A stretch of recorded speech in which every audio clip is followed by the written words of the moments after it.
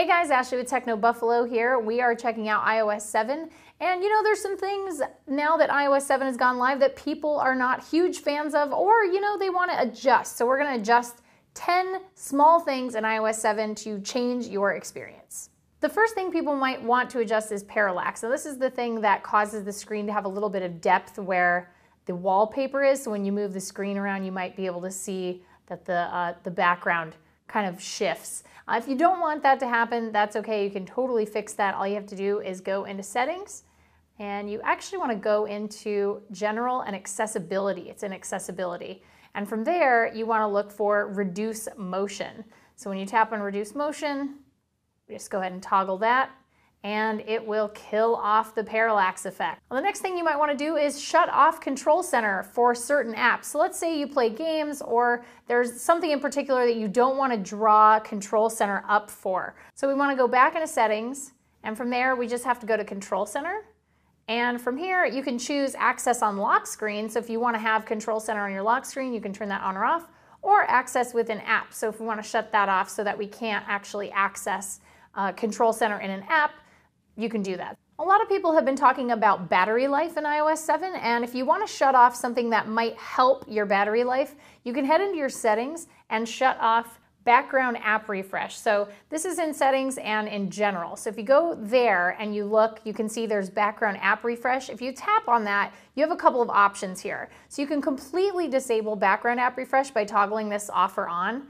But instead of that, I'm going to go ahead and actually toggle a few things that I don't use. So if I wanted to disable stocks, maybe weather, different things like that. But keep in mind that anything with a blue arrow next to it is a GPS app that sometimes needs to refresh in the background because it has location services available. So if you're using Google Maps and you navigate away from that app, the multitasking will actually stop refreshing that app, so you don't want to actually disable things like Google Maps. Just keep that in mind. I would say go individual apps on this one, but head through your list, toggle off whatever you don't use, and that should help your battery life, even if it's just a little bit. So Notification Center is something that they've added a little bit to. We've got 3 tabs here, but what if you don't want that view? Well, you can adjust your Notification Center by going into settings, heading into Notification Center, and you can see you have some new options. You can shut off your notifications on the lock screen. You can shut off the Today view, which will kill off your calendar. Or if you want to kind of granularly go through each one of the options for Today view, you can actually set those. So if you don't want to see your calendar day view, you can shut that off.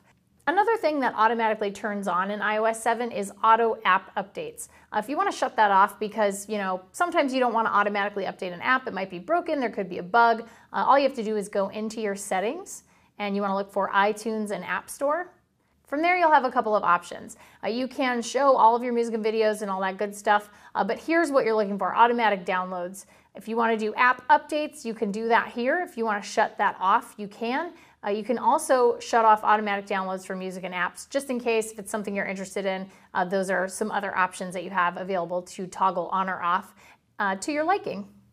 One of the features in iOS 7 that people have been kind of complaining about today when it was released is the fact that in messages and sometimes in mail, it will actually shorten the name of the person sending you something. So if you have more than one person in your contacts list with the same first name, that could be problematic, but you can fix that. You just go into settings, and from there you want to go into mail, contacts, and calendars.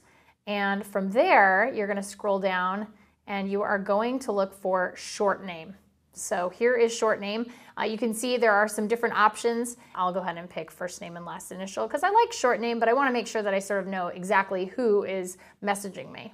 So one of the features in iOS 7 that's interesting is you can now teach Siri to pronounce a name that maybe they have not done a good job of pronouncing in the past. So camera guy Ralph, his last name is Llerenas, but Siri probably doesn't really understand how to pronounce that. So we're going to try to get Siri to learn how to say Ralph's last name. Did you mean Ralph Llerenas? That's not how you pronounce that. Okay, how do you pronounce the name? Ralph. Okay, thank you. Which pronunciation should I use? Ralph. Okay, how do you pronounce the name? Llerenas. Okay, thank you. Which pronunciation should I use? Llerenas. Llerenas. Llerenas. So obviously better than before, still not quite 100%, but you can't expect that from a robot every single time. I'll take it as long as it can be improved in some way, shape, or form.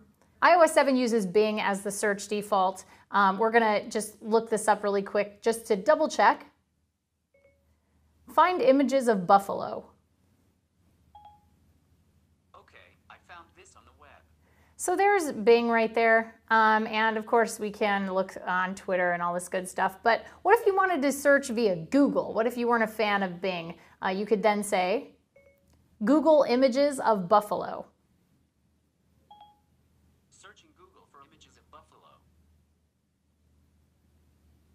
So you can still go ahead and do that via Siri. It's just one extra step of them opening up Safari and searching, but you can tell Siri to use Google as your search engine. It's just a little bit of extra work. Some people have complained about the text being not quite bold enough for their taste. You can actually fix that. It's in the accessibility options. So if we go back into settings, we go into general, and then go into accessibility, we have some options, but here it is right here. You can actually turn on larger type, and bold text. So if you do that, it's actually going to restart your iPhone. So let's hit continue and restart the phone and give it a second. And hopefully when it restarts, we'll see some bolder font choices. Now, of course, this takes you back to something that's a little bit more like iOS 6. So it's not for everybody, and it definitely changes the design of your home screen. But if you like that bolder font, it's definitely a choice for you and is available for you to toggle on or off. If you're looking to find out when somebody sent a text message, which can be a little bit frustrating if you don't know how long ago somebody sent something, you just want to go into messages and then just swipe over from right to left, and you can actually see the timestamps on the right side of the screen. So it's a super easy way to see when somebody sent a text message to you or when you sent a text message to somebody else. So there you go, 10 tips to adjust and customize your iOS 7 experience. If you guys have any questions about iOS 7, leave them down in the comments. Check out all of our coverage of the iPhone 5S, iOS 7, and iPhone 5C over at technobuffalo.com, and we will see you in the next video. Bye. What's up everyone, John here. Thank you for watching the video. If you enjoyed it, I certainly hope you did. Click on the subscribe button right under me in my pants region to get tons more tech videos from Techno Buffalo. We've got awesome unboxings, comparisons, reviews, recaps, and everything else you can think of in the tech world right here on the channel.